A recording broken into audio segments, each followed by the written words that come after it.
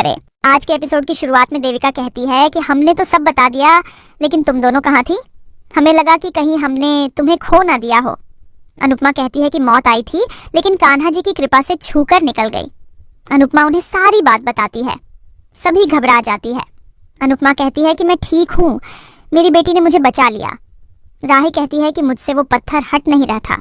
राही याद करती है कि जब वह अनुपमा को बचाने की कोशिश कर रही थी, तभी किसी ने पीछे से उसके कंधे पर हाथ रखा था। फ्लैशबैक में वह आदमी राही की मदद करने आता है और कहता है कि तुम्हारी माँ नीचे गिर गई है। राही पूछती है कि आपको कैसे पता है? वह कहता है कि हमें सब पता है। हमें ये भी पता है कि उसके दिल की धड़कन रुकने वाली है और उसकी आखिरी धड़कन में तुम्हारा नाम होगा, लेकिन तुम उसकी धड़कन से जुड़ नहीं पाई। राही हैरान होती है। वह आदमी एक पल में पत्थर को बिना छुए हटा देता है। राही हैरान होती है और उसके हाथ पर मोर पंख देखती है। उस आदमी के रूप भगवान राही की मदद करने आते हैं और कहते हैं कि मैं हर अंधेरे में सूरज बनकर आऊंगा। राही कहती है कि मेरी रस्सी खींचने में मदद कीजिए। भगवान कहते हैं कि मैं सिर्फ सारथी हूँ। सारथी का काम रणभूमि तक पहुंचाना होता है, युद्ध हमें स्वयं ही लड़ना होता है। माँ का हाथ थामकर यमराज से युद्ध तुम्हें खुद को लड़ना होगा। कई बार तुम्हारी माँ ने ये युद्ध तुम्हारे लिए लड़े हैं, अब तुम्हारी बारी है।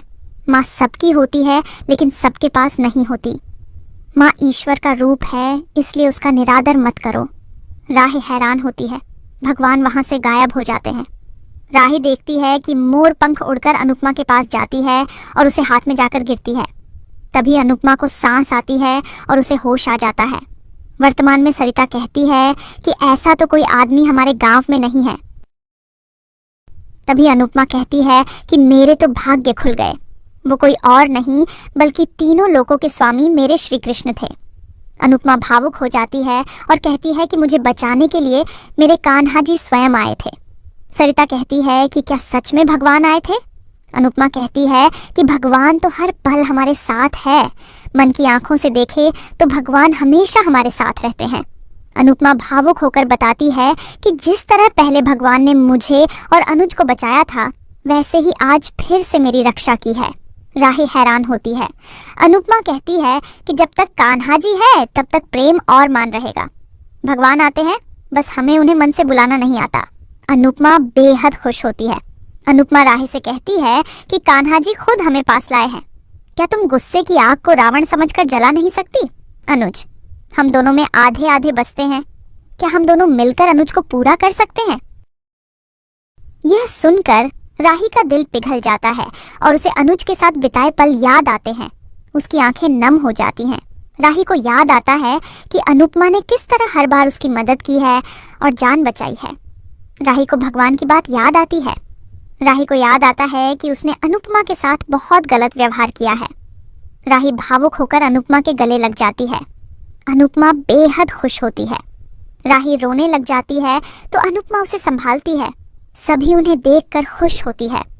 अनुपमा मन में भगवान को धन्यवाद देती है कि उन्होंने उसकी जान बचाई और राही से उसे दोबारा मिला दिया। राही भावुक होकर मन में भगवान से कहती है कि मुझे मेरी मम्मी से मिलवाने के लिए धन्यवाद। अब मैं मम्मी से कभी दूर नहीं जाऊंगी। दूसरी तरफ गौतम सबसे माफ़ी मांगता है और कहता है कि मैं सिर्फ पानी लेने आया था, मैं प्रार्थना को छूना नहीं चाहता था। प्रार्थना कांच पर गिर रही थी, इसलिए मैं उसे बचाना चाहता था। गौतम दुखी होकर कहता है कि मैं ऐसा क्या करूं जिससे आप मुझे माफ़ कर दें। प्रेम कहता है कि यहाँ से चले जाओ। मोटीबा उसे टोकती है तो प्रेम कहता है कि इसी ने पूछा है कि ये ऐसा क्या करे तो मैंने इसे बता दिया। गौतम रोने लग जाता है। प्रेम उसे नौटंकी कहता है और चला जाता है। सबके जाने के बाद मोटीबा गौतम से कहती है कि हमें आप पर पूरा विश्वास है, आप जाकर सो जाइए।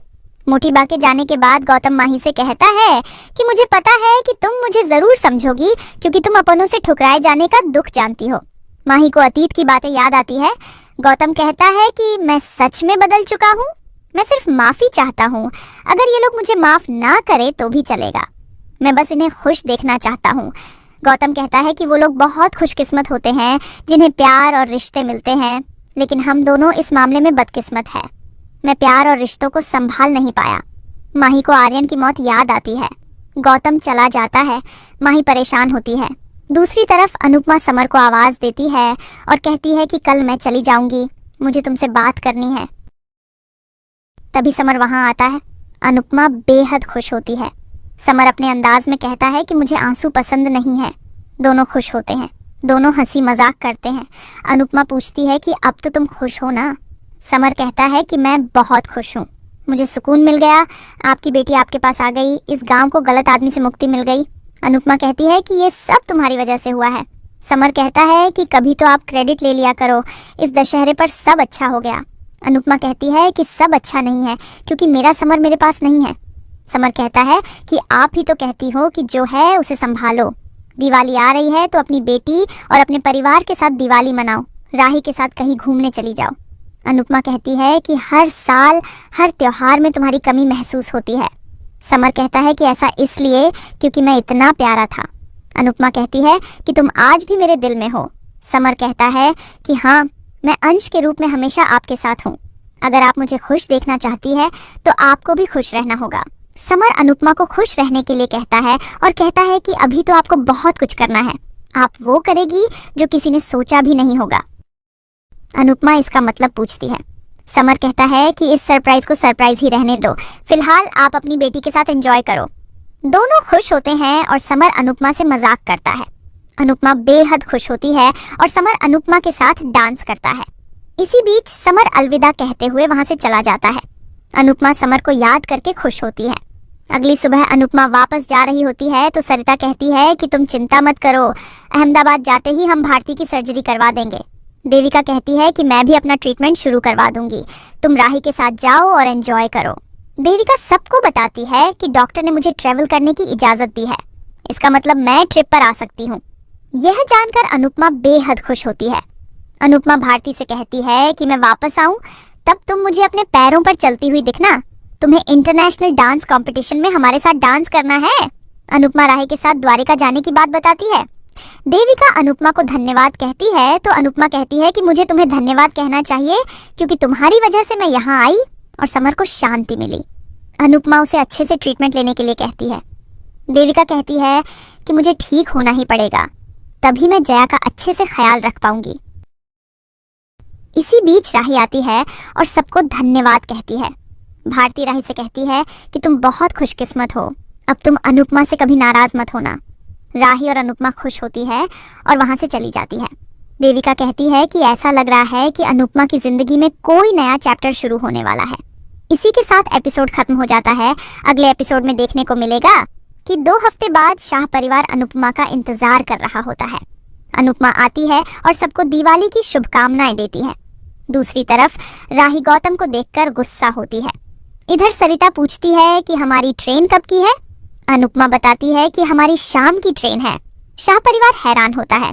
आज का एपिसोड आपको कैसा लगा हमें कमेंट करके जरूर बताएं।